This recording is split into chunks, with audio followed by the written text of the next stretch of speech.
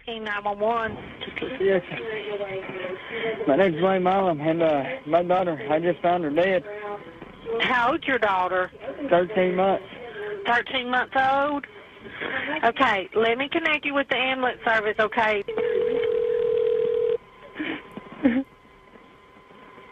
Ma'am, we're going to try CPR anyway, okay? Get her to the phone now. 51 minutes. 26 seconds. Get her. Wayne, get her, hurry. Are you there? Yes. Y'all stalling is not helping her at all. Go ahead. If he's not going to do it, you put the phone down and go get that baby and get her to the phone. She was beautiful. We wasn't walking yet, but she was beautiful. Her first words were "Daddy." That was the chilling 911 call made on December 2nd, 2008, from a small trailer home in Tatum, Texas.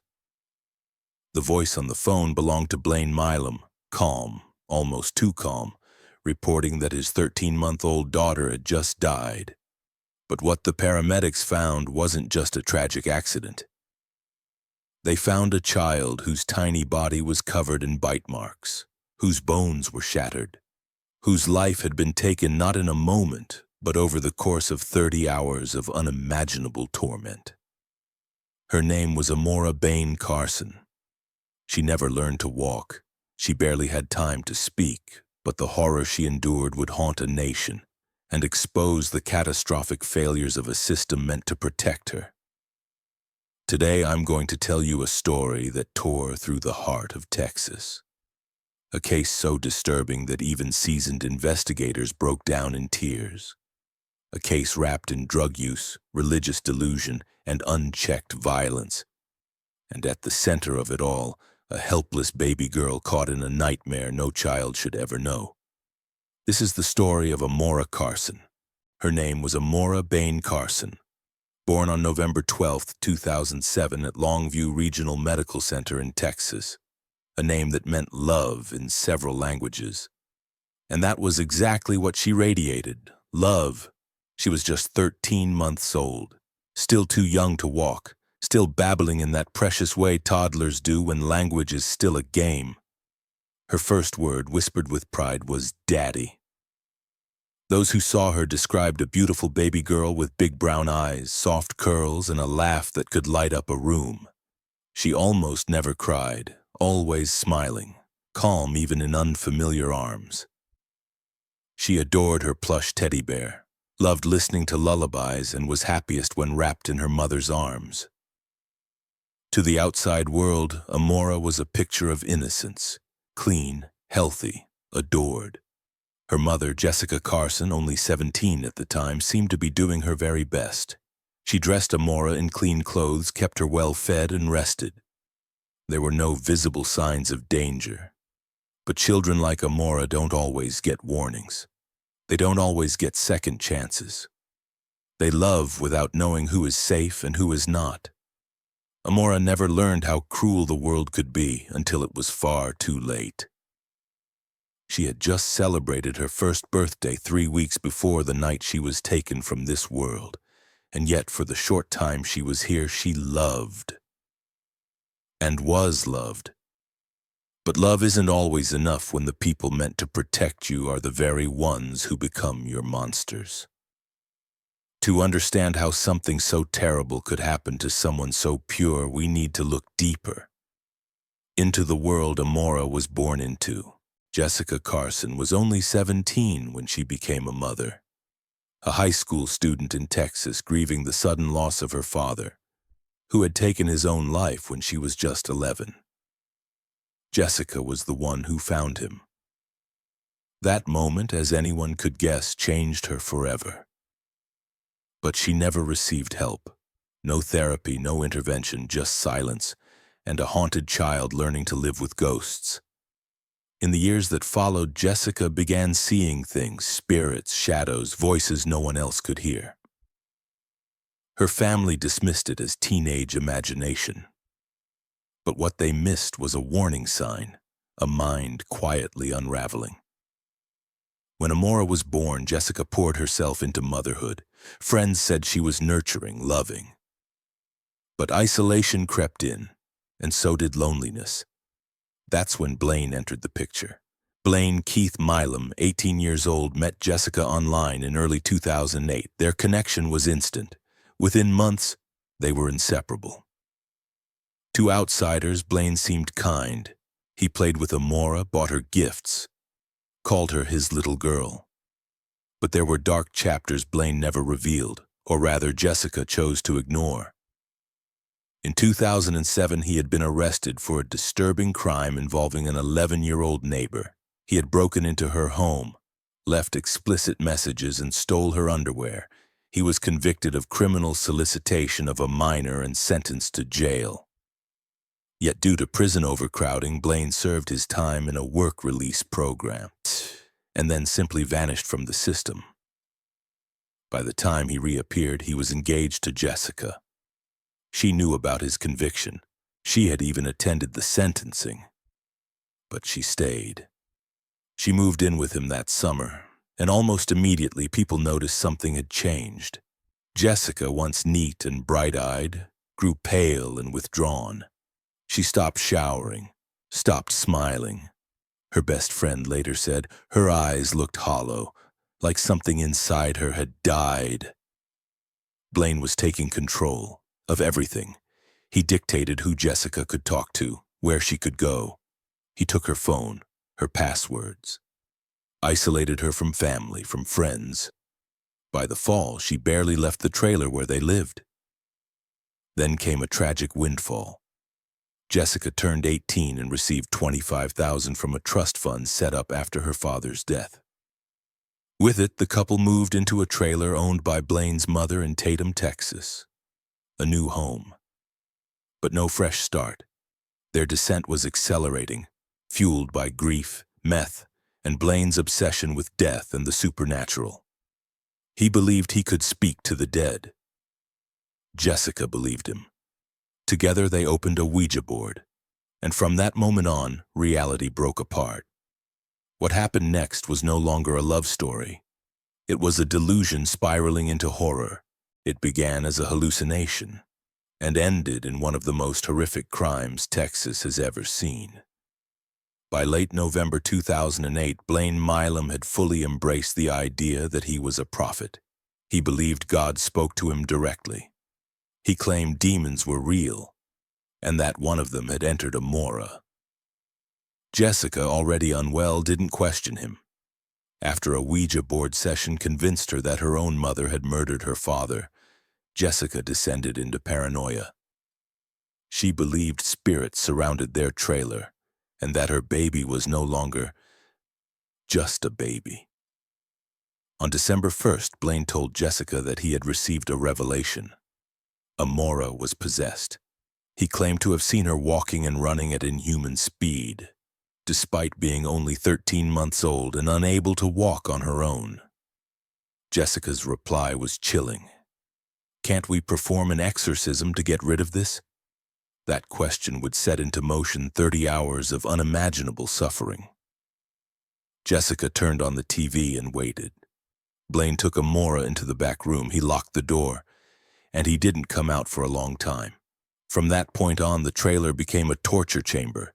Screams filled the home, screams that Jessica heard. But she did nothing.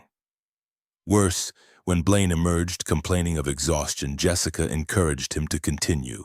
Blaine claimed the toddler was biting him, hitting herself with a hammer, running wild. He even showed Jessica a photograph of Amora's distorted face, saying it was proof of demonic possession. But the reality was beyond human comprehension. When the forensic team later examined Amora's body, they found 24 bite marks from her toes to her face, multiple skull fractures like shattered puzzle pieces, spiral fractures in her limbs caused by twisting, 18 broken ribs, a crushed sternum, torn liver, damage to the tongue, signs of strangulation. And most devastating of all, sexual trauma so severe that her anatomy was permanently destroyed. The coroner would later say, "Shocking is the only word that comes to mind." Amora survived much of the torture. Many of the injuries were fatal on their own. But they kept going. On the morning of December 2nd, Blaine said he couldn't continue. Jessica and Blaine drove to a pawn shop to sell tools for money to hire a real exorcist. They left Amora, bloodied and dying, in her car seat. Security footage showed them laughing, speaking casually. The money they got was barely enough for a pack of cigarettes. They returned home. Amora died shortly after, but even then the cruelty did not end. Her body was hidden under a bathroom floor. The call to 911 was delayed for hours. When paramedics finally arrived, they were stunned into silence. Amora's body was already in rigor mortis, her face one massive bruise, her body marked with circular impressions, later confirmed to be human bite marks. The horror was now public, but the question remained: what would the justice system do now? When Sergeant Kevin Roy entered the trailer on the morning of December 2nd, 2008, he stopped cold at the doorway. Paramedics stood frozen. No one dared touch the body. There on the bedroom floor lay Amora Carson, lifeless, broken. Her skin was mottled with bruises and bite marks. Her eyes closed forever. The officers had seen death before, but not like this. And then came Blaine and Jessica, kneeling by the body, pretending to cry. When Blaine was questioned, he seemed unusually composed. He claimed they had gone to meet a man named Clark to clear land, and when they returned, they found Amora dead in a hole in the bathroom floor. But his story didn't add up. Texas Ranger Kenny Ray sat down with Blaine and listened carefully. The story shifted mid-sentence. First, Blaine said Amora was breathing. Then he said she wasn't. Then he said Jessica called 911 before they found her. Then after, the contradictions piled up, and Jessica? She told a completely different tale. At first she cried, but soon her words turned cold. She began referring to Amora as that baby. She spoke of possession, of exorcism. She even admitted to putting crushed sleeping pills into Amora's bottle. The investigators were horrified, not just by what had happened, but by the detachment in Jessica's voice. The evidence was overwhelming. Security footage showed the couple pawning tools while Amora lay dying in the car. DNA confirmed Amora's blood on items inside the trailer. A hidden pipe wrench was recovered from beneath the house, coated with lubricant, confirming the worst suspicions. Forensic odontologists matched 8 of the bite marks directly to Blaine, but the final blow came from Blaine himself. In January 2009, a jail nurse reported that Blaine had called her weeping. "I did it," he said. "But Miss Shirley, the Blaine you know didn't do this. My daddy told me to be a man." He asked her to tell Jessica that he loved her. That confession would seal his fate. Blaine Millam was charged with capital murder. Due to overwhelming public interest, the trial was moved to Montgomery County to ensure fairness. The prosecution laid out the evidence in chilling detail: photos, testimonies, DNA, bite marks, and Blaine's own words. His defense claimed intellectual disability, pointing to an IQ of around 70, his childlike behavior, and obsession with cartoons. But the jury didn't waver. On May 17, 2010, Blaine was found guilty of capital murder. 10 days later, he was sentenced to death. He was just 20 years old. Jessica's trial came the following year. Prosecutors argued that while Blaine delivered the fatal blows, Jessica aided and encouraged it. That she heard the screams, that she gave the sleeping pills, that she chose not to stop it. Her defense claimed domestic abuse, trauma, manipulation. They said Blaine brainwashed her, that she was a victim too. But the jury saw it differently. On April 13, 2011, Jessica Carson was found guilty of capital murder and sentenced to life in prison without parole. The justice system had delivered its verdict, but the public was not done speaking. The trial of Blaine Millam and Jessica Carson sent shockwaves through Texas and far beyond. Media coverage was relentless. Front pages carried Amora's photo, a baby's bright eyes, now symbolic of an innocence stolen in the most brutal way. News anchors struggled to describe the details without breaking down. Across the state, people asked the same question: how could this have happened? Social media exploded with outrage. Thousands signed petitions demanding harsher penalties for child abusers. Others called for an overhaul of the probation and work release system that had allowed Blaine to disappear unnoticed, despite his criminal record and a court order to stay away from children.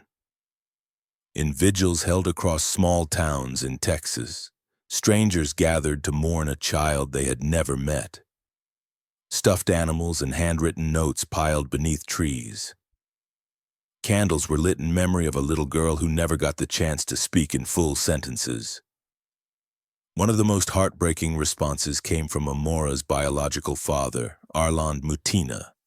He had been serving in the military overseas when she died. He never got to hear her say "Daddy." He returned home to bury his daughter. The justice system, though swift in this case, was not spared criticism.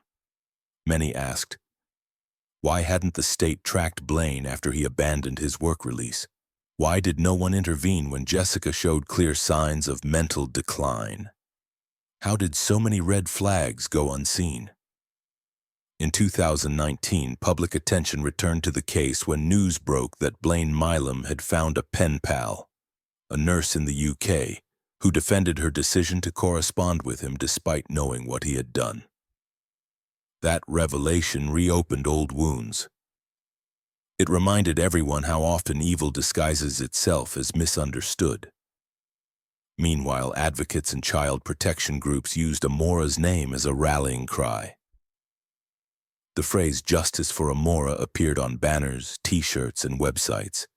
Educational campaigns warned of the dangers of unchecked mental illness, spiritual delusions, and domestic abuse.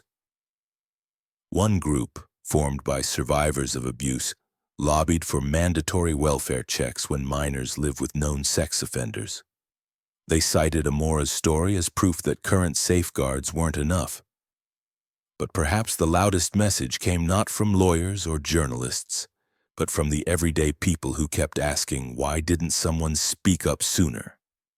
Because sometimes all it takes is one voice to change a fate, but no one spoke. And now, Amora was gone. What would you do if a child near you seemed withdrawn? If a mother you knew stopped smiling, stopped bathing, and stopped asking for help? If a baby you once saw in the park simply disappeared? Would you notice? Would you ask? Would you speak? Because the story of Amora Carson is not just a crime. It is a cry for awareness, for compassion, for intervention. Amora lived only 13 months. She never spoke in full sentences, never had her first Christmas, never learned how to walk. She died without understanding why. And yet, the impact of her death continues to echo. Today, Blaine Milam remains on death row. His execution postponed multiple times as debates rage over bite mark science and intellectual disability laws.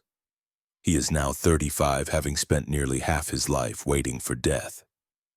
Jessica Carson, now 33, is serving life without parole at the Crane Unit in Gatesville, Texas, a prison known for housing the state's most violent female offenders. But justice alone cannot answer the most haunting questions. Why did no one stop them? How did every safety net fail? Amora's grave lies in Rosewood Park Cemetery, marked with a heart-shaped plaque bearing only 2 dates. November 12, 2007, December 2, 2008, just over a year. That's all she had. But her story must not be forgotten. If one person, just one, had reported the signs, spoken out, knocked on a door, picked up the phone, Amora might be alive today. So I leave you with this. If you suspect something, say something. If you see signs of abuse, isolation, or strange behavior, don't wait. One voice can save a life. Let Amora's story be that voice echoing across time. Thank you for watching this episode of Crime Line. If this story moved you, please share it, because truth must be known and silence is never an option when a child is in danger.